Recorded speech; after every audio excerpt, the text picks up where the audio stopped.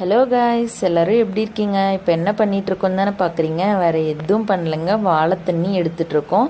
இது எப்படி எடுக்கிறதுன்னு பார்த்தீங்கன்னா, வாழைப்பழம்லாம் பழுத்து காய்ச்சி முடித்ததுக்கப்புறமேட்டு நம்ம வாழை மரத்தை வெட்டுவோம். வெட்டினதுக்கப்புறம் கீழே ஒரு ஸ்டெம் இருக்கு இல்லைங்களா, அதை நல்லா கொஞ்சமாக செதுக்கி விட்டு இந்த மாதிரி ஓட்டை போட்டு நல்லா கொஞ்சம் ஆழமாக ஓட்டை போட்டிங்கன்னா தண்ணி நல்லா ஊறி வந்துடும். இதை மூடி வச்சுருவோம் நம்ம ஓவர் நைட் மூடி வச்சுட்டு மறுநாள் எந்திரிச்சு பார்த்திங்கன்னா நல்லா வாழை தண்ணி ஊறி இருக்கும்.